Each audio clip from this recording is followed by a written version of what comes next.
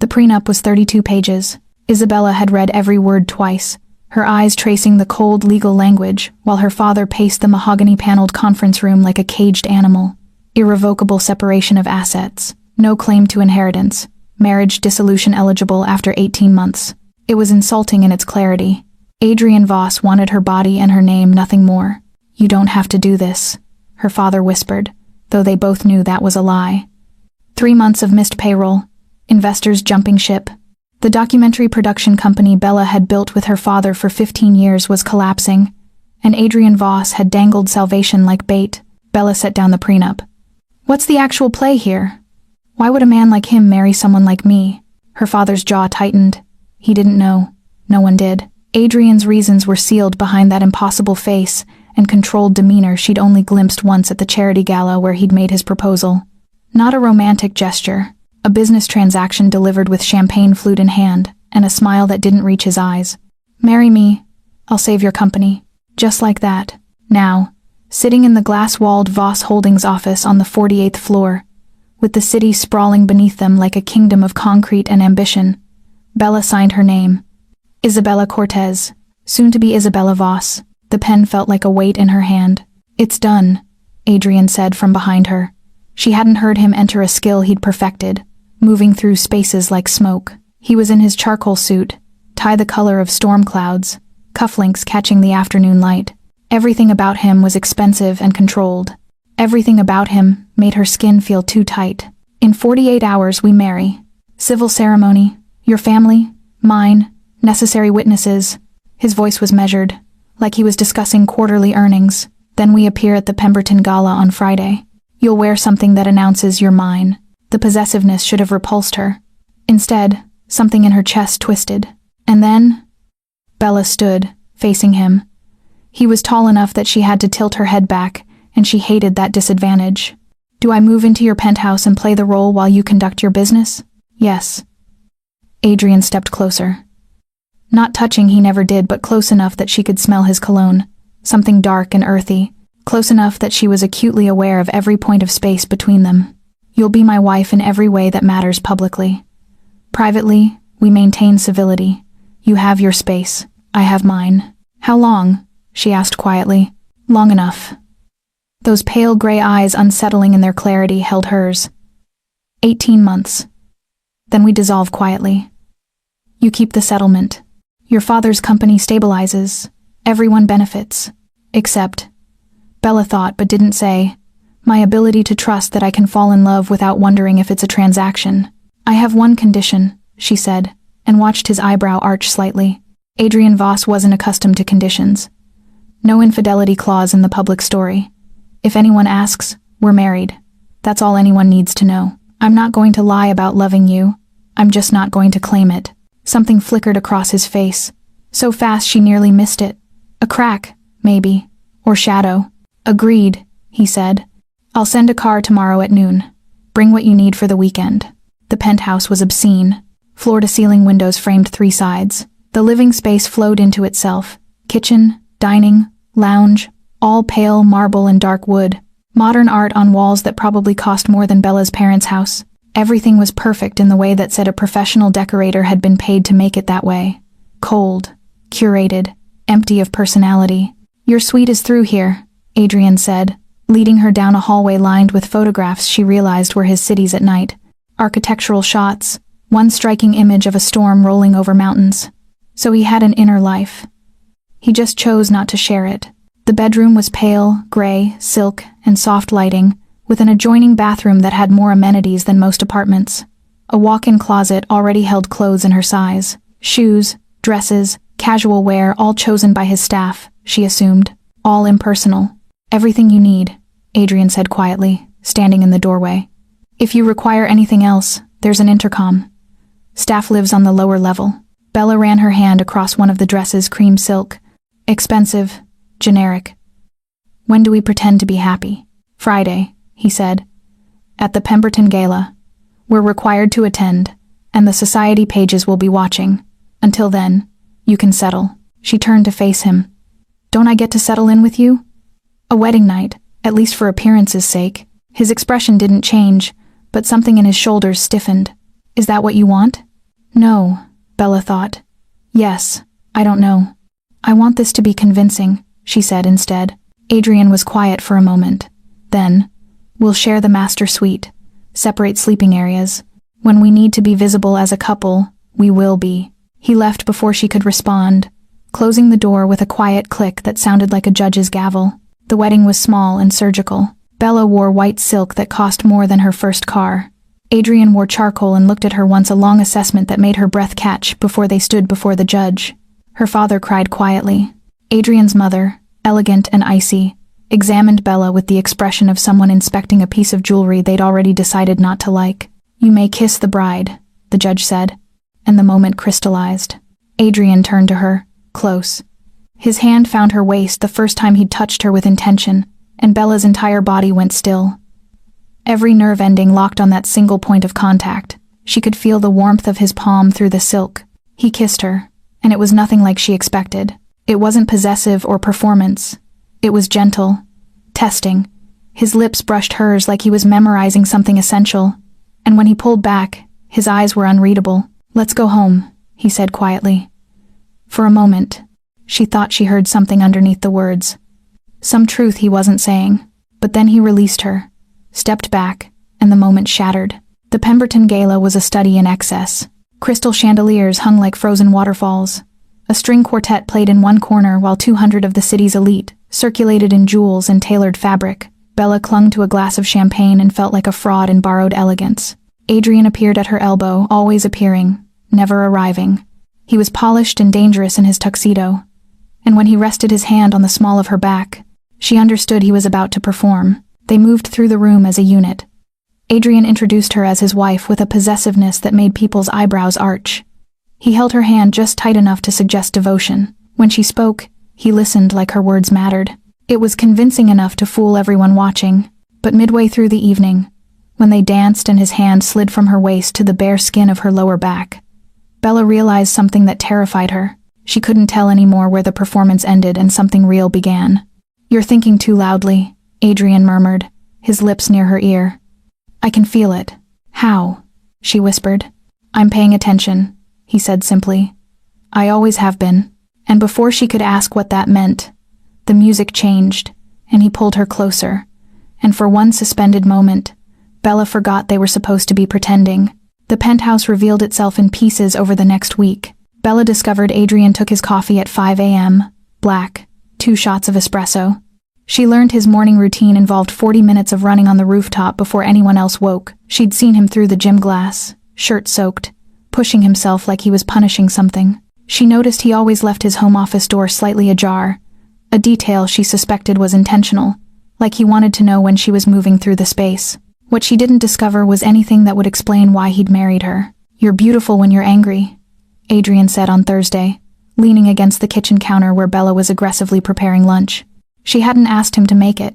She'd wanted something to do with her hands that wasn't thinking about him. I'm not angry, she lied. Your jaw clenches. Left side, slightly higher than your right. He was entirely too observant. It's happened 17 times since Monday. Bella slammed the cutting board down. How is that your business? It's not, Adrian acknowledged. But I'm noticing anyway. That's the difference between transaction and attention, Bella. The way he said her name like it tasted of something he wanted made her stomach flip. Don't do that, she said. What? That thing where you're intimate without actually being intimate. Where you act like there's something between us when we both know there isn't. Adrian set down his phone. He was in rolled-up shirt sleeves and dress pants, having come from some meeting that had occupied his attention since 6 a.m. His hair was slightly disheveled. He looked almost human. What if there is something between us? He asked quietly. What if that's the only reason I agreed to this arrangement in the first place? Bella's knife went still. Your company needed the alliance with my father's network. That's why you— I could have bought your father's company outright, Adrian interrupted. Absorbed it, stripped the assets, fired everyone, and moved on. That's how this works in my world. But I didn't. Because you needed me, Bella said, but uncertainty crept into her voice. Yes, Adrian agreed, stepping closer. Just not the way either of us was supposed to. There was a moment crystalline and dangerous where Bella understood she was standing at the edge of something that would change everything. She could step back, return to the safety of the transaction, but Adrian's eyes held hers, and she saw something there that looked like truth. "Your company is stable now," she said instead, pulling away. "You've gotten what you need." "Have I?" His voice was soft. "Because from where I'm standing, I'm just beginning to understand what I actually need, and it involves you, and touch, and the fact that you look at me like I'm a problem to solve instead of a billionaire to envy." Bella's hands trembled as she gripped the counter. Don't pretend this is real because it makes the transaction easier to live with. What if it is real?" Adrian moved until he was inches away, and Bella could feel the heat coming off him. What if it was always real? What if I orchestrated all of this because it was the only way to get close to you, without risking everything I'd spent years controlling? "Then you're lying," Bella whispered. "Because we met at a charity gala. We didn't know each other. You can't build something real on." "I've known your work for 3 years," Adrian said quietly. "Your documentary about labor trafficking in Southeast Asia. Your investigation into corporate exploitation. I've followed your career because you asked questions people were afraid to ask. You challenged power structures. You didn't accept easy answers." Bella felt the ground shift beneath her. "Then my company's crisis was real," Adrian confirmed. "But it was also an opportunity I didn't create but absolutely seized, because you would never have agreed to marry me without leverage. And I needed you to marry me before I exploded from wanting you." "That's not love," Bella said, but her voice shook. "That's obsession." "Maybe," Adrian agreed. "But I'm offering you honesty now. I'm standing here, telling you that every decision I've made in the last 72 hours has been about creating space where you might eventually choose to want this. Want me for reasons beyond survival." Bella's entire body was vibrating. She wanted to leave. She wanted to kiss him. She wanted to scream that this was exactly the kind of manipulation she'd been terrified of. A powerful man using his power to create circumstance. Instead, she said, "Give me time." Something like relief crossed Adrian's face. "Yes, whatever you need." He reached out slowly, giving her time to pull away. When she didn't, he brushed a strand of hair from her face with the back of his hand. The touch was barely there, barely anything, but it felt like the most honest thing that had happened between them. "I'll wait," he said. "But I want you to know, however long it takes, I'm not going anywhere." The following week, things shifted. Adrian began leaving notes. Not romantic, that would have been easier to dismiss, but specific. "On the coffee maker, you prefer it at 5:30 a.m., not 6. I adjusted the timer. On the bathroom counter, the spa across the street has a masseuse. I've booked you an appointment on Friday. No one will ask why." On her pillow, "I saw a screening of your latest rough cut. It's extraordinary. You're extraordinary." Bella tried to ignore them, failed spectacularly. She found herself watching for him in the penthouse, waiting to hear the sound of his footsteps. Acutely aware when he was in the next room, as if some internal compass had recalibrated to track his location. One evening, she discovered him in the home office, surrounded by monitors showing market data. She'd meant to simply pass through. Instead, she stopped. "Can't sleep?" she asked. Adrian looked up, and there was exhaustion etched into the lines around his eyes. "Tokyo markets close in an hour. There's a hostile takeover in motion against one of our subsidiary companies. Is it serious?" "Only if we let it be." He ran a hand through his hair. "I have a conference call at 3 a.m. Should be resolved by morning." Bella found herself asking, "Can I stay?" Adrian's expression shifted to something raw and hungry. "Here? In the office," she clarified, though part of her meant more. "I can bring coffee. You can work. I can exist nearby." He looked at her for a long moment. Then, "Yes, please." It was nothing, technically. Bella curled into the leather chair across from his desk, while Adrian took his call. She recognized the assertiveness in his voice, the strategic language, the way he maneuvered through conversation like someone playing chess at speed. He was brilliant, ruthless, absolutely in control. At 4:47 a.m., he hung up. "We won," he said quietly. "The subsidiary is safe." Bella, half asleep, sat up. "Of course we did. She'd said it without thinking. Adrian stood and crossed to where she sat, extended his hand, and pulled her up. For a moment, they were close enough that she could feel his heartbeat, smell the faint cologne and exhaustion on his skin. "Go to sleep," he said, but he didn't release her hand. "I'll be here when you wake up."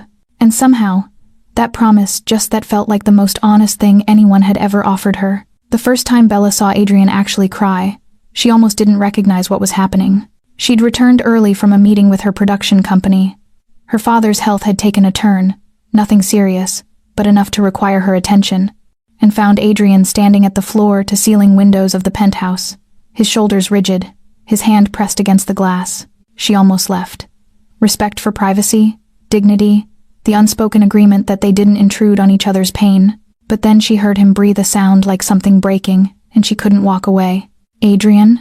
she said quietly. He didn't turn. "My mother called. My father's cancer is back. Aggressive. 6 months, maybe less." The news landed like a stone in still water, ripples of shock spreading outward. Adrian's father, Charles Voss, was a legend in the tech industry, ruthless, brilliant, entirely absent from Adrian's emotional life based on what little he'd shared. But Adrian's shoulders were shaking slightly, and Bella realized she was watching him in full catastrophe. She crossed the room and touched his arm. The muscle beneath her fingers was tense enough to snap. "I'm so sorry," she said, inadequate and honest. "He built an empire," Adrian said, his voice rough, "and I was supposed to exceed it, prove that I was worthy of his DNA, that his investment in being cruel had paid off in my capacity to be ruthless. And I've done that. I've built something that makes his legacy look small." He turned to face her, and his eyes were shattered. "And now he's dying, and all I can think is that I wasted years hating him when I could have been trying to know him." Bella didn't ask permission. She reached up and pulled him down to her, pressing his face against her shoulder while her hand found the back of his neck. She held him as he fell apart quietly, with the kind of restraint that suggested he'd spent most of his life learning not to break. They stood like that for a long time, the city sprawling beneath them, Adrian's breathing gradually settling as her hand moved in slow circles across his back. "I wanted to have all the answers before I let you see this," Adrian said finally, his voice muffled against her shoulder. "I wanted to be the person you needed, not the person who needed you." Bella pulled back, keeping her hands on his shoulders. "I need you," she said, and meant it in a way that terrified her. "Not because of what you can provide or who you are, because you're someone I want to know, and that includes this." Adrian's hand came up and cupped her face with a tenderness that made her throat tight. "I'm afraid," he admitted, "that you'll discover I'm not worth the waiting, that you'll find someone who isn't built on such shaky foundations." "Show me the foundation," Bella said. "Let me decide what it's built on." Adrian's childhood home was on the coast, a sprawling estate that seemed less like a residence and more like a castle designed by someone with unlimited money and no concept of proportion. Floor-to-ceiling windows overlooked the Pacific. The grounds were manicured to perfection. Everything about it screamed wealth and isolation. Bella understood, looking at it, why Adrian had learned to control everything. In a place this large, let loose, you'd get lost. Charles Voss was in a room at the east wing, sunlight pouring across a bed that seemed too large for the diminished man lying in it. He was bald from treatment, his skin paper-thin, but his eyes identical to Adrian's. That unsettling gray still held a sharp intelligence. "So this is the girl you married," Charles said, studying Bella with the intensity of someone cataloging her value. "She's beautiful." "That wasn't what I expected." "She's not an acquisition, father," Adrian said quietly, his hand finding Bella's and holding it tight. "She's my wife." Something flickered across Charles's face, perhaps surprise at the distinction, perhaps something that might have been approval. "Tell me about yourself," Charles said to Bella. "Adrian's never brought anyone to this house before. You must be exceptional." Bella made a choice. Standing in that room with two Voss men separated by power and genetics, and all the years of distance between them, she chose honesty. "I think Adrian is exceptional," she said. "I think he built himself from ground zero because he learned from watching you that the only way to survive is to be impeccable. And I think he spent so much energy being impeccable that he forgot it was okay to be human." Charles was quiet for a long moment. Then, unexpectedly, he laughed a dry, rasping sound. "You challenge him. Good. He needs that." Adrian's grip on her hand tightened. Over the next hours, Bella watched Adrian with his father. They didn't erase years of distance, but something shifted. Adrian read to him not business reports, but literature, the kind of thing that required presence rather than productivity. He held his father's hand when the pain medication kicked in, and his eyes grew distant. When Charles fell asleep, Adrian and Bella went out to the terrace, and Adrian kissed her for the first time since that civil ceremony, since that kiss that had tasted like control and hidden wanting. This kiss was different. This was asking, This was vulnerability. This was Adrian giving her access to something he'd sealed away. "I love you," he said when they broke apart. "I've loved you since I watched your documentary and realized that someone in the world cared about truth more than power. I've loved you every day since. I'm not asking you to feel the same. I'm just asking you to know that you are the realest thing I've ever experienced." Bella's heart was racing. She thought about the moment she'd signed the prenup, convinced she was protecting herself. She thought about every night since, realizing that protection and isolation were often the same thing. "I think I'm starting to," she said carefully. "I think I'm starting to fall into you. And it terrifies me because I don't know if it's real or just proximity. And I can't do this if it's not real." "It's real," Adrian said with absolute certainty. "Give me time to prove it." That night, they shared a bed for the first time, not to sleep, but to hold each other, while the man in the next room drifted toward whatever comes after. And Bella realized that love wasn't the absence of risk. Love was choosing to be vulnerable anyway. They scattered Charles's ashes on the Pacific 2 weeks later. He'd held on through 3 more weeks of decline, and then, with Adrian holding his hand, he let go. The funeral was a who's who of Silicon Valley, all standing at attention like soldiers in a battalion of capitalism. But Bella stood to the side, watching Adrian receive condolences with that controlled grace that was his armor. Except the armor was different now. It had cracks. Afterward, Adrian took her to the edge of the cliff, and they stood watching the sun descend toward the horizon. "He told me, the day before he died, that the only thing he regretted was the years he spent trying to be a god instead of a father," Adrian said quietly. "He said he thought he was building something that would make him immortal. And then he looked at you, and he realized immortality was pointless if you had no one to leave it to." Adrian turned to face her. "I don't want to make his mistakes. I don't want to spend my life building empires while missing the actual life happening in front of me." "So what do you want?" Bella asked, though she thought she knew. "I want to dissolve the prenup," Adrian said. "I want to make this real. Legally, emotionally, entirely. I want to wake up next to you every day for the rest of my life. I want to build something with you, not a transaction. Not a merger, a life." Bella's eyes filled with tears. She thought about the woman who'd signed a 32-page document convinced she was protecting herself. She thought about the man who'd orchestrated her marriage convinced he was clever enough to force love. And she thought about how both of them had been wrong, and right, and exactly where they needed to be. "Yes," she said, "but I want it on new terms. Not your money, not my father's company, just us." Adrian kissed her as the sun set, and Bella felt something settle in her chest. Not certainty, life was too uncertain for that, but something stronger. Trust. The willingness to be known, the willingness to know him back. 3 months into their real marriage, the press discovered the prenup, not the dissolved version. Adrian's lawyers had kept that quiet, but the original document, somehow leaked to a journalist at the Financial Tribune, with a talent for scandal. The headline blazed across morning television: "Billionaire's transactional marriage. Voss admits loveless union." The article was devastating.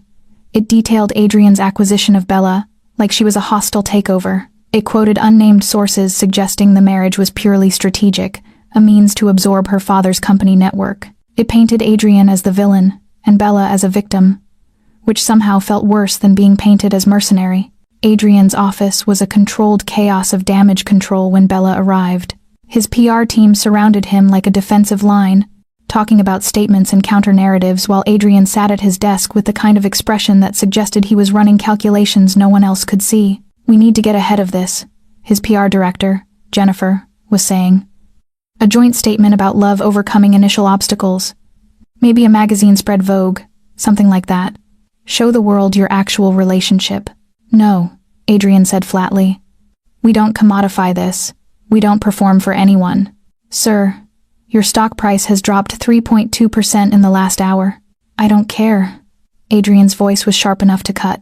"Bella's reputation is being dragged through mud because people think I bought her like a piece of property. We fix that by showing them the truth, not by manufacturing a prettier lie." He looked at Bella, standing in the doorway, and she saw the rage beneath his control. Rage directed at himself, at the systems that had made him believe he could engineer intimacy. "Get everyone out," he said to Jennifer. "Now." The team evacuated with the efficiency of people who'd learned not to argue. When they were alone, Adrian pulled Bella to him, burying his face in her hair. "I'm sorry," he said roughly. "I'm so fucking sorry." I told myself I was being strategic, and I didn't consider what it would do to you when the world found out. The prenup was my father's idea, Bella said quietly. He wanted to protect me from exactly this, the idea that I'd sold myself. And I signed it because I wasn't sure if I could trust my own judgment, because a part of me was afraid you might actually be the villain in this story. Wasn't I? Adrian pulled back enough to look at her. I used your father's financial crisis to force you into marriage. You did, Bella acknowledged. But you also came back and chose to undo it. That matters. The problem was that the prenup leak opened doors Adrian hadn't realized were barricaded. His ex-fiancée, Vanessa, gave an interview to the same journalist. She claimed Adrian had left her abruptly, and without explanation, to pursue Bella. She suggested obsession, instability, concerning behavior patterns. She made him sound less like a billionaire and more like a stalker who'd finally found his prey. The stock price dropped another 2%. Then Bella's father's company became the subject of regulatory scrutiny. Someone was asking questions about whether Adrian's investment had been designed to cover up financial malfeasance. It was thin, but it was enough to create the narrative that Adrian had orchestrated everything specifically to shield Cortez Industries from investigation. Every thread they pulled seemed to unravel something else. It's Nathaniel Cross, Adrian's security chief told him in a closed-door meeting. One of my primary competitors. He's been funding the leaked information, feeding angles to journalists, orchestrating the regulatory questions. He wants to destabilize me before the Tokyo expansion. Nathaniel Cross was a businessman from the old guard, Adrian's father's generation, who'd been quietly accumulating power while Adrian focused on organic growth. The kind of man who understood that destroying someone's personal reputation was sometimes more effective than destroying their company. The kind of man who saw Bella as Adrian's weakness. He's threatening to release more, Adrian's lawyer said grimly. Detailed financial information about your acquisition of Bella's company stake. Personnel records that show potentially concerning behavior. He's building a case for your removal from board leadership based on emotional instability. Adrian felt Bella's presence without looking at her. She was standing by the window, watching the city, and he could feel her certainty, like a physical thing. I won't hide, she said, turning to face the room. Whatever Nathaniel Cross wants to release about me, about us, we answer it directly. We don't sculpt narratives, we just tell the truth. That truth includes Adrian's obsession, his lawyer said carefully. His following your career. His engineered coincidences. Is that obsession or love? Bella interrupted. Because in this world, apparently, there's a fine line between them. A man pursues a woman relentlessly against her will. Obsession. A man uses his power to engineer a meeting and create circumstances that benefit her. Manipulation. But a man chooses to dissolve a prenup, chooses transparency, chooses to let someone else decide if they want to stay. That should be love. She looked at Adrian. I want to go public. I want to tell them that I was terrified. And I signed a prenup because I didn't trust my own judgment. And I took months to decide if I could trust Adrian's intentions. I want to tell them that I chose to tear up that document because I saw someone willing to be vulnerable. They'll crucify you both, Jennifer warned. They'll say you're complicit in his emotional manipulation. Maybe, Bella said calmly. But the alternative is letting someone who isn't even in our marriage dictate the narrative of our love. And I've spent enough of my life letting powerful men define my story. The interview aired on a Sunday evening. Adrian and Bella sat together in their penthouse, watching themselves on screen. It was raw and uncomfortable, and entirely honest. Bella talked about her fear. Adrian talked about his obsession, called it what it was. Explained the exact moment he'd realized that loving someone meant giving them choice. Did you feel manipulated? The interviewer asked Bella directly. I felt terrified, Bella said. Not because he was forcing me into anything, but because I was choosing to believe him. And after years of guarding my heart, that's the scariest thing there is. Do you love him now? Bella looked at Adrian, and something real and private happened between them on live television. A moment of recognition, of absolute knowing. Yes, she said simply. Not because he's a billionaire, not because he orchestrated anything, but because he showed me that being known, really known, doesn't have to mean being controlled. The stock price rose 4.8% by Monday morning, but more importantly, Adrian's own people began reaching out. Board members, investors, people who'd been waiting to see if he'd crumble when challenged. The narrative shifted not because Adrian spun it perfectly, but because his willingness to be honest gave others permission to be honest too. Nathaniel Cross's campaign fizzled without the emotional drama it needed to sustain itself. That evening, Adrian took Bella to the rooftop, the place where he ran every morning, where the city spread out like a promise of possibility.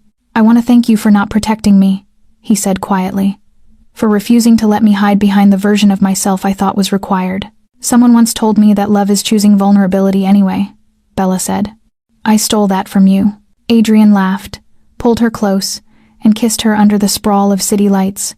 And Bella felt the full weight of their choice, not the forced circumstance, but the actual choice, settling into her bones, like something that would never let go. The Tokyo expansion was Adrian's biggest gamble in 5 years. He'd been planning the acquisition of a semiconductor company for 18 months, but the final negotiations required his physical presence. 3 weeks, 5 cities, high-stakes meetings conducted in languages.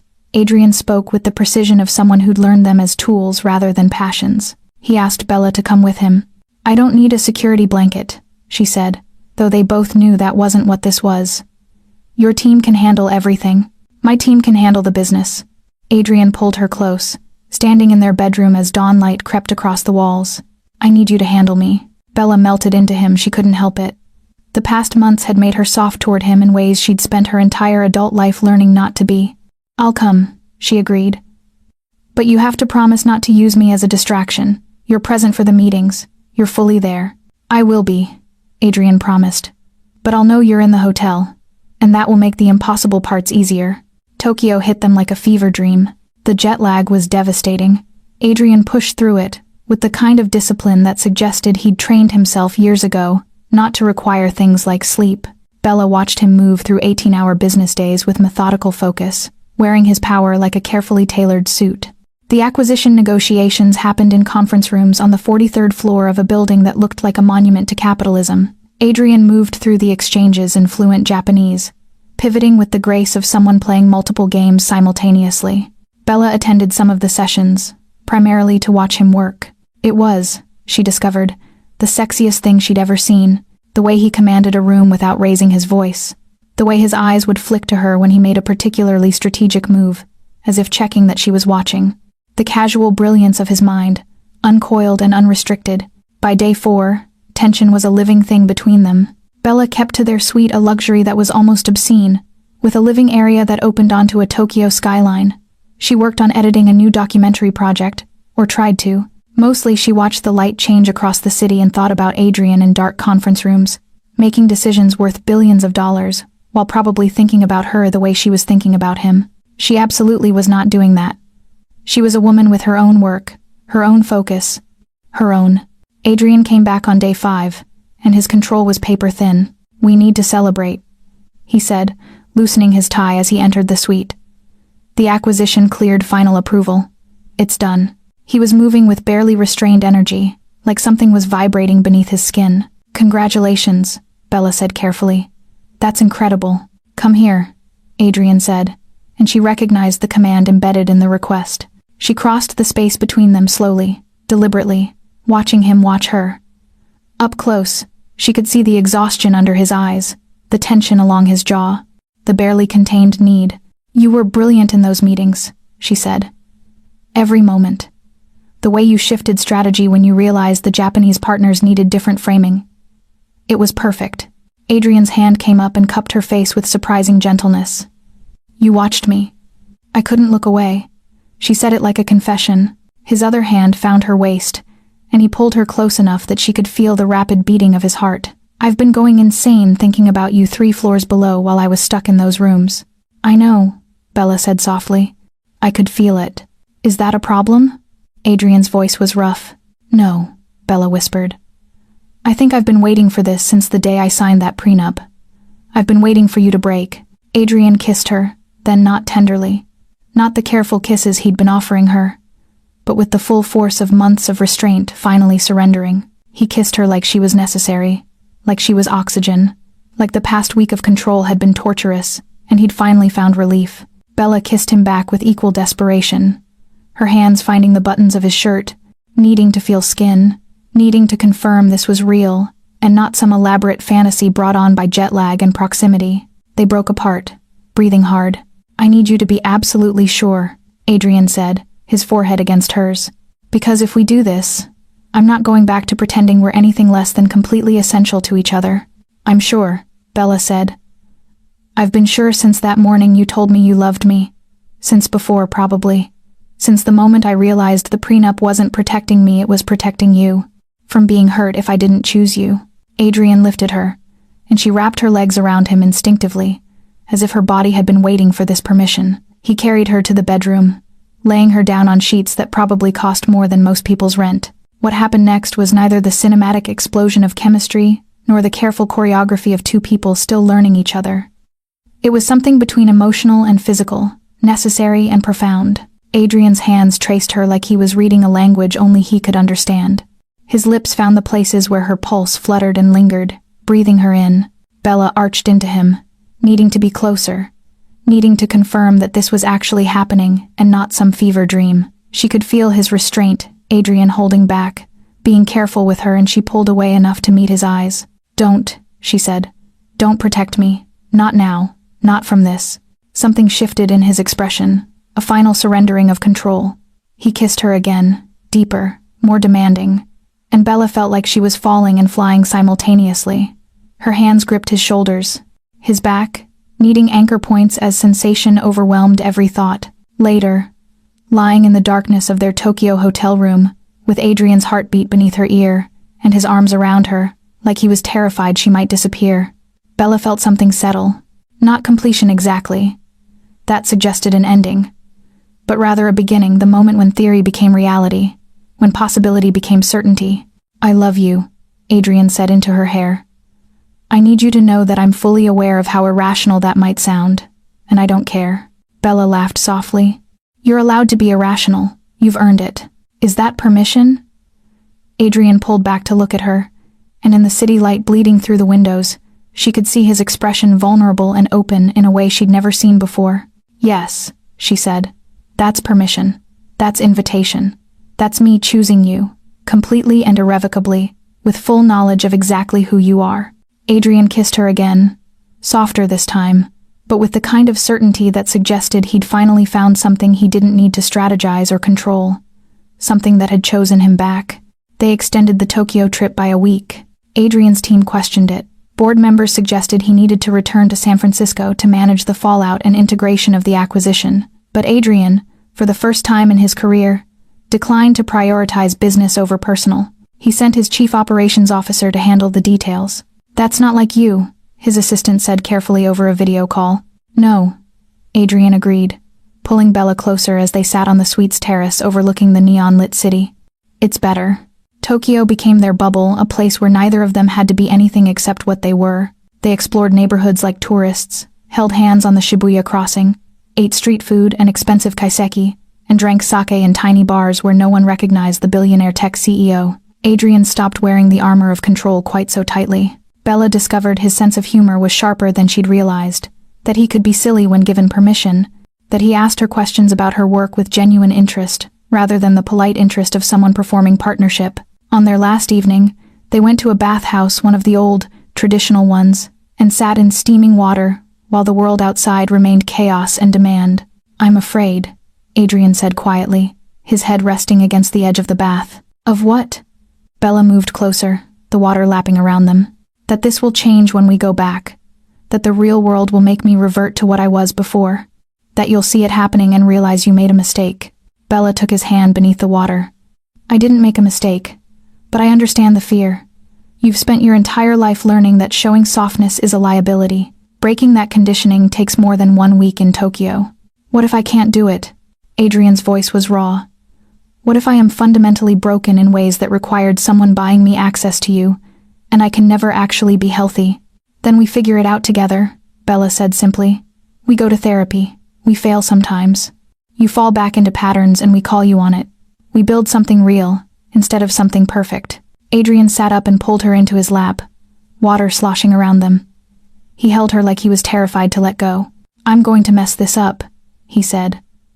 I'm going to try to control situations and fall back into strategies instead of communication, and probably ignore your needs in favor of solving problems. Absolutely, Bella agreed. And I'm going to be defensive, and push you away when things feel too vulnerable, and probably accuse you of ulterior motives when you're actually just trying to help. We're going to be messy and imperfect. How are you so certain about this? Adrian asked, pulling back to look at her. Because before this, I was certain about the exact opposite. I was certain we were fundamentally incompatible. And then you gave me a choice, and kept giving me choices. And somewhere between Tokyo and my fear and your walls finally coming down, I realized that certainty was the only thing I needed. Not about whether we'd be perfect, but about whether I was willing to try to be real with you. Adrian kissed her in that bathhouse, steam rising around them like incense, and Bella understood that this was the moment their marriage actually began. Not the civil ceremony, not the performance at galas, not even Tokyo, but in this moment when both of them chose to stop pretending they could control how love would shape them. The return to San Francisco was jarring. The Voss Holdings offices looked exactly the same, but Adrian moved through them differently. He scheduled a company-wide meeting and announced a structural shift in leadership. He was stepping back from day-to-day operations to focus on strategic vision and acquisitions. He was appointing Jennifer, his PR director, to the role of COO. He was, essentially, relinquishing control. The announcement shocked the company. Adrian had built his reputation on absolute command. I realized, he said in the meeting, with Bella sitting in the second row, that managing by fear is a strategy that works until you realize there's something worth more than the empire. I'm restructuring because I want to actually have time to build a life. Because I want to be the kind of man my wife can trust. Not just respect. Stock went up 2.3%, but the personal cost was immediate. Adrian struggled in the space of not being needed for every decision. He came home edgy and uncertain, his hands shaking sometimes as he poured scotch, and tried to quiet the part of his brain that was used to constant strategic engagement. Bella watched him handle the transition with something between frustration and tenderness. He was trying. It was visible, this effort to be different, but trying and succeeding were different things. One evening, 3 weeks back in San Francisco, she found him in his home office at 2 a.m., reviewing reports he'd explicitly said he wasn't going to review anymore. You need to sleep, she said from the doorway. I'm managing a situation in the Seoul office, Adrian said without looking up. Jennifer can't handle it alone. Jennifer is the COO, Bella interrupted. She can handle it without you. Adrian finally looked at her, and she saw the panic beneath the control. What if she can't? What if I've destabilized the company by removing myself? Then you'll address it when it becomes necessary, Bella said carefully. Right now, you're anxious, and you're creating problems to solve, because that's what your brain learned to do to manage anxiety. Don't psychoanalyze me, Adrian said sharply. I'm not. I'm asking you to put the reports down and come to bed. Bella kept her voice level. I'm asking you to sit with the discomfort of not being needed for 8 hours. Adrian's jaw clenched. She could see him fighting the impulse to argue, to explain why this was necessary, to convince her that his fear was justified. Fine, he said curtly, closing his laptop. They went to bed in heavy silence. Adrian lay rigid beside her, clearly vibrating with the effort of not returning to his office. Bella didn't try to comfort him. Sometimes the kindest thing was to let someone sit with their own shit. Around 4 a.m., Adrian rolled toward her. I hate this, he said quietly. I hate not being in control. I hate that you can see through me. I hate that I'm lying here absolutely terrified that you're going to decide this is too much work. I know, Bella said softly. Do you want to go back to the office? Yes. Then go, she said. But not because you need to. Go because you need to learn that you can choose something without it being a necessity. Go because you need to prove to yourself that sitting with discomfort for 4 hours doesn't actually kill you. But maybe it should be 4 hours, not forever. Adrian was quiet for a long moment. Then he got out of bed and went back to his office. But this time, Bella went with him. They sat in the leather chairs, and Bella worked on her documentary editing while Adrian reorganized his inbox and handled emails. It wasn't solving the company problem. It was him learning to be anxious without needing to strategically manage it away. At 6 a.m., they returned to bed as dawn was breaking. Adrian held Bella like she was the only solid thing in a world that had suddenly become uncertain. Thank you, he said, for not letting me hide. That's marriage, Bella said simply. Not protecting each other from the hard parts. Facing them together. The prenup violation discovery came 3 months after they'd returned from Tokyo. Adrian's lawyer called him personally, which was never a good sign. Bella watched Adrian's expression shift from calm to something carved from stone as he listened, ending the call with a single word. Thank you. What happened? She asked. The original prenup had a clause we missed. A technical one, written in deliberately dense language. It stipulated that if either party initiated dissolution of the agreement, the other party retained the right to a financial audit of the dissolving party's assets. Adrian rubbed his face. I dissolved the prenup without the audit. Legally, that means the original agreement is still technically binding in certain contexts. What does that mean practically?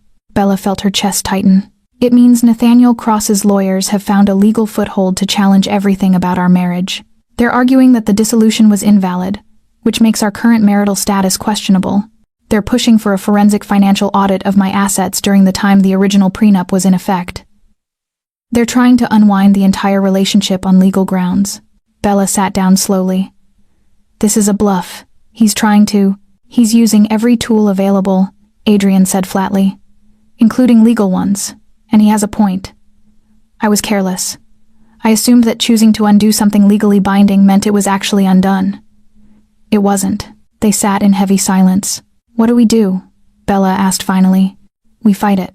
My lawyers will argue that the spirit of the law supports the dissolution, that filing without the audit was a technical oversight, not a malicious act, and we probably win, but it's going to be ugly. It's going to take months. And the whole time, the media will be dissecting whether our marriage is even legally valid. What if they win? Bella whispered. What if you're right, and the marriage is technically invalid? Adrian's eyes came to hers. Then we get married again. Properly, without any of this baggage. That's not how this works, Bella said, her voice shaking. Even if we get married again, it doesn't erase the fact that I married you when you used my family's crisis as leverage. It doesn't erase the manipulation. All it does is prove that I'm willing to stay despite knowing exactly who you are and what you did. Yes, Adrian said simply. It does prove that. And I think that's worth proving, but only if you actually want to. Bella stood and walked to the window, needing distance from his certainty.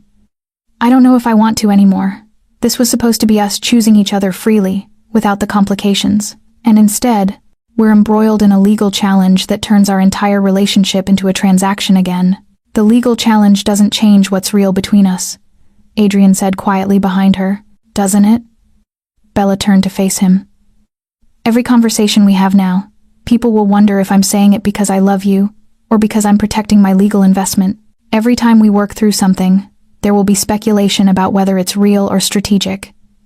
We're back to being a story for people to scrutinize. We were always going to be that, Adrian said. The moment I inherited this empire, the moment I married you, the moment we went public with our feelings, we surrendered the ability to be private. The only thing we can control is whether we stay true to each other regardless. That's easy for you to say, Bella said sharply. You're the billionaire. You got what you wanted. I'm the woman who married for leverage, and has to spend the rest of her life proving she didn't. Adrian flinched like she'd struck him. That's not what happened. Isn't it? At what point does it become what happened, Adrian? When does the original intent stop defining everything? Bella could feel tears threatening and push them down. I came into this marriage scared that I was the leverage in someone else's game. I chose to believe you when you said it was more. But the courts are about to argue that the original framework was never actually dissolved, which means technically I was always the leverage. No, Adrian said, moving toward her. That's not. Don't. Bella held up her hand. Don't try to convince me. I need to sit with this. I need to figure out if what I feel for you survives the reality of what you actually did, not the narrative we've built around it. She left for her office that evening. She told herself it was to work on her documentary. The truth was, she needed to remember that she was someone separate from Adrian's story. Someone with her own career, her own identity, her own value, that didn't depend on whether a billionaire had engineered circumstances to meet her. The legal battle raged for 6 weeks. Adrian's lawyers mounted a comprehensive defense. They argued that the prenup's dissolution clause was unconscionable, that Nathaniel Cross was using legal technicality as harassment, that the spirit of the agreement had been honored, even if the technical procedure hadn't. But every day the battle continued was a day Bella watched Adrian revert to the controlled, strategic version of himself. The man who'd learned to survive by calculating outcomes and managing variables. He was trying to stay present with her, but she could feel him retreating, protecting himself. And she realized with horrifying clarity that they were both doing the same thing. They were both defending against the possibility that the other might leave. They were both using strategic distance as protection. One evening, finding Adrian alone in his home office, because of course he was Bella, made a decision. I need to tell you something, she said, sitting on the edge of his desk. And I need you to hear it without trying to fix it or explain it, or strategically manage my emotions. Adrian set down his laptop immediately. Okay, I'm terrified, Bella said quietly. I'm terrified that the courts are going to declare our marriage invalid, and that feeling will become proof that I was right to be skeptical from the beginning. But I'm also terrified of something worse. What? Adrian asked gently. I'm terrified that I'll stay with you even if they do declare it invalid. I'm terrified that no matter what the courts say, I've already chosen you, and that choice feels irreversible now. And it scares me because that means I don't have an escape route anymore. Adrian stood and pulled her into his arms. You're not trapped, aren't I? Bella leaned into him anyway. We're both trapped, I think. We're trapped by the fact that we chose each other despite everything, and that choice is now the heaviest thing either of us is carrying. Is that a bad thing? Adrian asked quietly. I don't know yet, Bella said honestly. Ask me when the legal battle is over. Ask me when we know whether this is actually marriage or just a very elaborate transaction. Ask me when I figure out if I can love you without wondering if I should hate you. Adrian held her tighter, and Bella realized that this was the actual test, not the initial choice, not Tokyo, not the dissolution of the prenup, but this being willing to sit in the discomfort of not knowing and choosing each other anyway. The court ruled in their favor 2 weeks later. The prenup dissolution was validated, their marriage was legally sound, and Bella realized that the ruling didn't actually change anything. Not really. Because the question that had been haunting her wasn't whether the court would agree they were married. It was whether she could survive knowing exactly who Adrian was and choosing him anyway. The scandal broke on a Tuesday morning, and it was catastrophic. Adrian's CFO, his closest associate, a man Adrian had mentored for 12 years, had been embezzling millions of dollars, funneled through shell companies, hidden in subsidiary accounting, and he'd done it with Adrian's signature on key documents, either forged or obtained through deliberate obfuscation of detail. The news cycle exploded. Voss, empire in turmoil, billionaire CEO, either criminally negligent or criminally complicit. We're going to weather this, Adrian said, but his voice was hollow. My lawyers say we have a clear defense. The forged documents are obvious. The CFO has been arrested. This doesn't touch me legally, but it touches you, Bella said quietly, watching him from across their penthouse. He hadn't slept. His hand was shaking as he held coffee. You trusted someone. You gave them access and authority. You didn't see it. No, Adrian said flatly. I didn't. Which means I'm either a poor judge of character or so focused on my own agenda that I missed a betrayal happening in my own company. The board called an emergency meeting. Adrian attended, and Bella watched the news reports show him walking into the building controlled, impeccable, the facade in perfect place. But she could see the crack in his expression, the moment before the cameras started rolling when something like fear flickered across his face. The board demanded his resignation, pending investigation. It was a standard move: protect the company, manage optics, let the CEO become the scapegoat, while the organization preserved itself. Adrian came home and showered for an hour, like he could wash away culpability with hot water and expensive soap. I stepped down, he said when he emerged, towel around his waist, skin still steaming. They demanded it? Bella asked. They suggested strongly. I agreed. It's the right move strategically. He looked at her. The company will survive better without me as a distraction. There was something terrifying in his resignation, not about the resignation itself, but about the way he'd framed it. Strategic. Controlled. The problem-solving version of Adrian that emerged when he was genuinely terrified. What do you need? Bella asked carefully. I need to not talk about this, Adrian said. I need to not strategize or plan or figure out how to navigate the fallout. I need to just exist for a while without being the architect of solutions. But he didn't exist. He researched. He reviewed documents with his lawyers. He read every article written about his negligence, his blindness, his failure as a leader. He turned the CFO's betrayal into something he'd caused through his own oversight. By day 3, he was barely leaving his office. By day 5, Bella made a decision. She packed a bag and left. She didn't leave a note. She didn't explain. She simply went to her parents' house and, when Adrian called repeatedly, she didn't answer. When he came to the door demanding to speak with her, she stayed in her childhood bedroom and let her father turn him away. Her mother, concerned and pragmatic, brought her tea.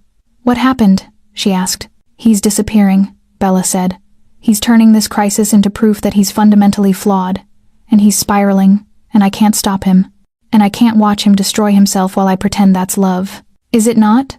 Her mother asked gently. Love is a lot of things, Bella said.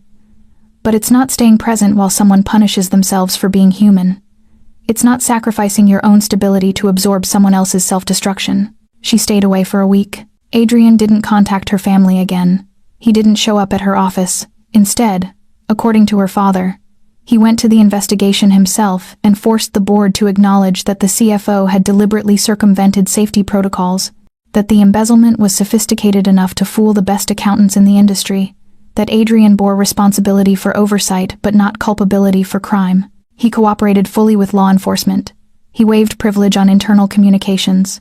He submitted to the investigation with the kind of transparency that cost him politically, but proved his integrity. And then, on day 9, he called her. I know why you left, Adrian said without preamble. I was catastrophizing. I was turning your crisis into a story about my incompetence, and I was going to pull you down with me because that's what I do. I create gravity wells that pull everything toward the center. Yes, Bella said quietly. You were.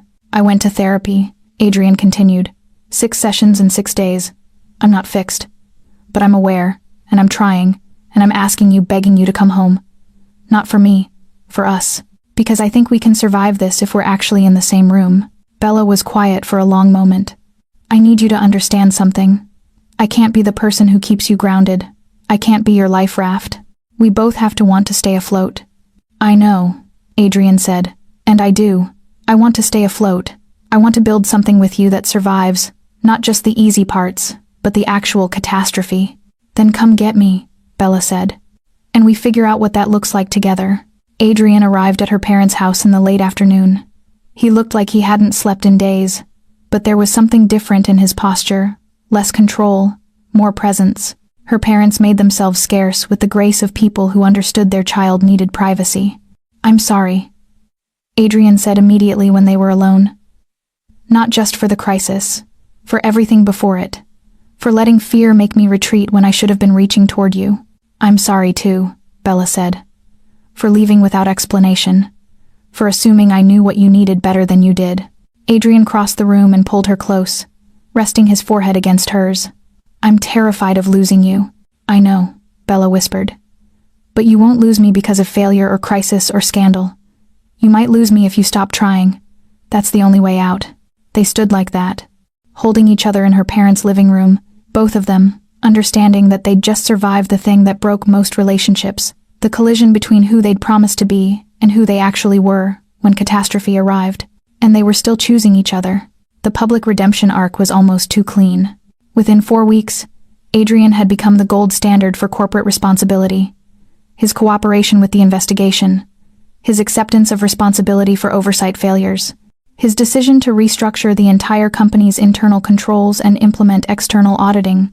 Business schools started studying his response as a case study in crisis management and accountability. But privately, Adrian was learning to grieve something he'd lost: the belief that he could engineer his way out of human complexity. He was rebuilding the company under new leadership, but differently. He actually delegated. He actually trusted. He actually checked in with people just to see how they were, instead of analyzing their utility to his objectives. And he was rebuilding his marriage, which felt simultaneously harder and more important. I need to ask you something, Adrian said one evening, 6 months after the crisis had peaked. They were on the rooftop, overlooking the city, the place where he'd run every morning for years, and where they'd stood countless times before. Okay, Bella said cautiously. Do you want to have children? Adrian asked. The question was so far from what she'd expected that Bella laughed. Where is this coming from? I've spent my entire life building legacy, Adrian said quietly, trying to exceed my father's empire, prove my worth through accumulation. And I realized I never actually considered what legacy I'd want to leave beyond money and success. And then I met you, and it occurred to me that maybe legacy is smaller than that. Maybe it's just a person. Shared DNA, a continuation of something that matters. Bella felt her heart do something complicated. That's very sentimental for you. I'm trying to be human, Adrian said. Give me some credit. Do you actually want children? She asked gently. Or is this you trying to show me that you've changed? Because you don't have to prove that anymore. Adrian was quiet for a long moment. I think I do want them. Not as proof or legacy or achievement, but because the idea of having children with you, specifically children that would have your determination and my analytical ability, and both of our capacity to love deeply, that appeals to me. That's a terrible reason to have children, Bella said softly. And also, the most honest you've ever been about anything. So that's a no? Adrian asked. That's an I'll think about it, Bella said. And maybe in a few years, when we've actually proven that we can sustain this without crisis management every 6 months, we'll revisit it. Adrian pulled her close. When did you become the stable one? About the same time you became the vulnerable one, Bella said. I think we flipped roles somewhere between Tokyo and the CFO scandal. They stood together as the sun descended toward the horizon, and Bella thought about how strange this was, how they'd started as a transaction, and arrived at something like partnership, not because the initial circumstances had redeemed themselves, but because they'd both chosen, repeatedly, to be different. The wedding, the real one, the one that mattered, happened a year after Adrian had resigned from the board. They didn't invite media. They didn't perform for society pages. They invited family and the small circle of people who'd actually witnessed their relationship evolve from transaction to truth. Bella wore simple white silk, no extravagance. Adrian wore a suit in charcoal gray, his signature color, the one that made his eyes look like storm clouds. When they exchanged vows, Bella wrote her own. I choose you, she said clearly. Not because of who you were or who you were trying to be, but because of who you're becoming. I choose you in your vulnerability and your strength. I choose you in the parts that terrify me and the parts that make me feel safe. I choose you knowing that we'll probably fail sometimes, and I choose you anyway. Adrian's vows were shorter. I love you more than I love control. I love you more than I love certainty. I love you enough to keep trying even when trying is harder than the original sin of orchestrating this entire arrangement was. And I will spend the rest of my life proving that your choice in me was not a mistake. The kiss that sealed it was nothing like the first one, not restrained, not performance. It was full and open, and absolutely certain. That evening, in a luxury suite at the hotel next to where they were having their reception, Adrian made love to Bella with a tenderness that suggested he'd learned something about vulnerability that went beyond performance. Tell me if I hurt you, he said. And Bella realized he was terrified not of failure in the physical sense, but of inadvertently causing harm. You won't, she promised. But if you do, I'll tell you. That's what this is, actual honesty. It was slow and intimate and deliberately unhurried in a way that seemed to heal something in both of them. Not healing the original wound, the orchestration, the leverage, the transaction, but moving past it, accepting it as part of their history and choosing to build something new on top of that foundation anyway. Afterward, lying in darkness with Adrian's arms around her and his heartbeat beneath her ear, Bella felt something settle into permanence. I'm scared, Adrian whispered. Of what? She asked. That I'll wake up tomorrow and realize this was all a fever dream. That you'll be gone, and I'll be back to being the person I was before the man who thought love was something you could engineer. Bella sat up, forcing him to meet her eyes. You can't engineer it, but you can choose it, every day. And I'll choose it too. But you have to understand that our love isn't special because it's perfect. It's special because we chose it despite the perfect reason not to. Adrian pulled her close again. Then I choose you tomorrow, and the day after, and every day after that. Good, Bella said. Because I choose you too.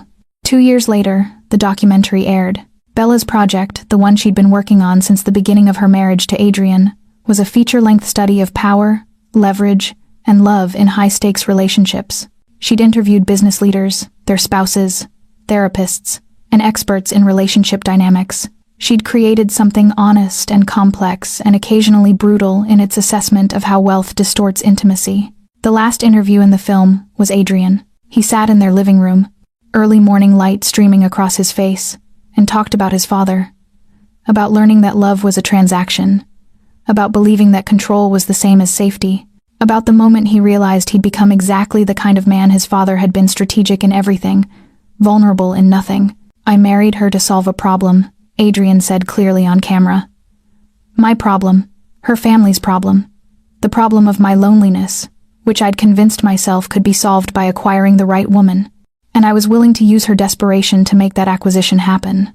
The interviewer, who wasn't Bella, but another journalist she'd hired specifically to maintain objectivity, asked, Do you regret it? Adrian was quiet for a long moment. I regret the circumstance and the method.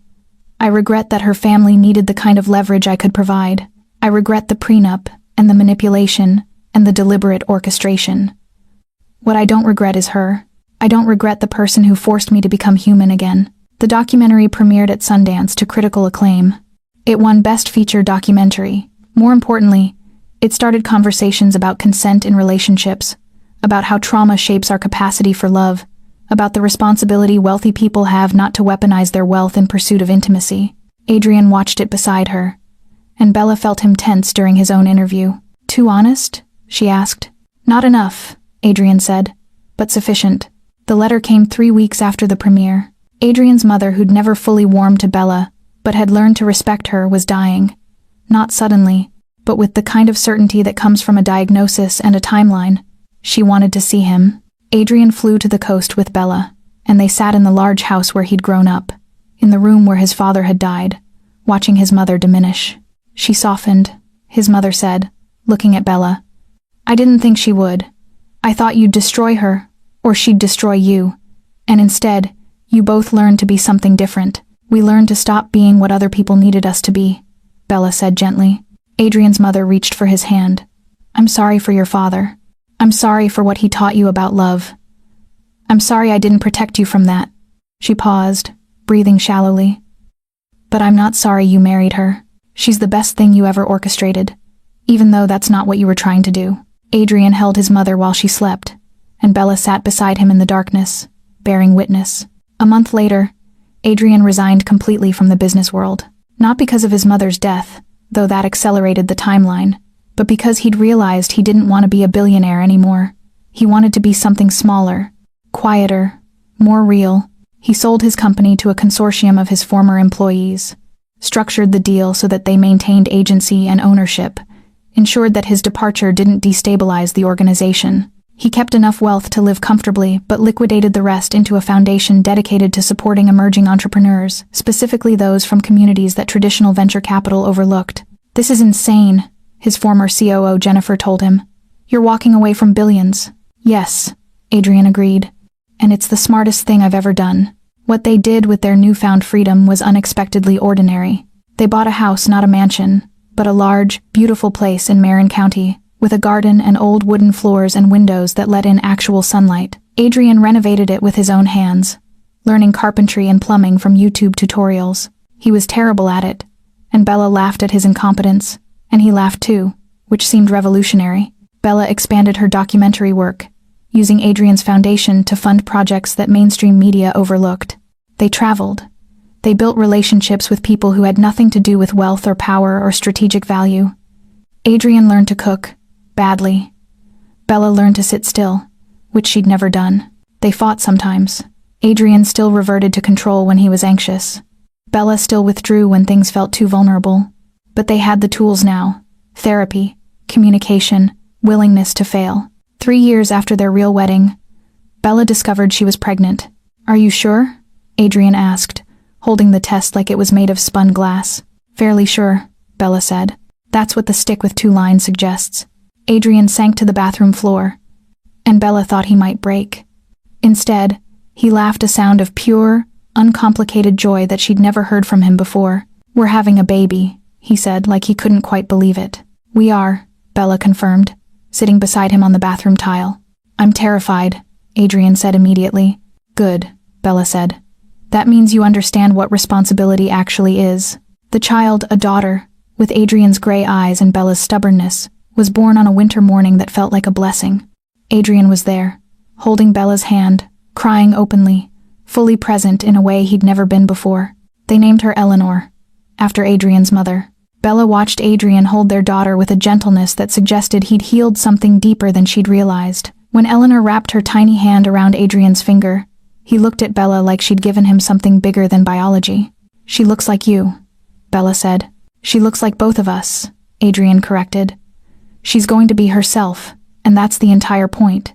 On Eleanor's first birthday, Adrian and Bella renewed their vows. Not because they needed to, they'd long since moved past the point of needing external validation of their commitment, but because they wanted to, because Eleanor would eventually ask about the moment they became official, Because sometimes rituals matter. They stood in their backyard, with Eleanor reaching for both their hands, and they promised each other again.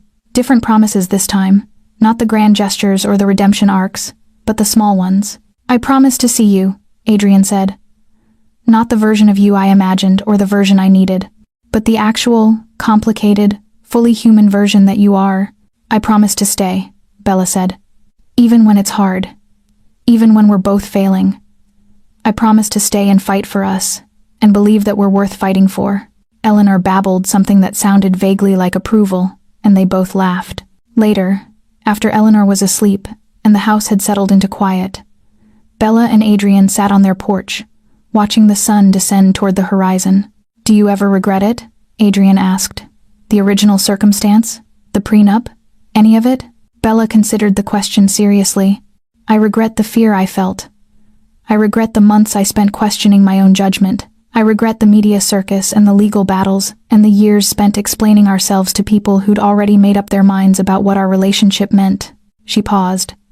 "But if I could go back and change the circumstance, knowing what I know now, I wouldn't. Because this us, Eleanor, the life we actually have, instead of the life I imagined I wanted, this is better than anything I could have planned."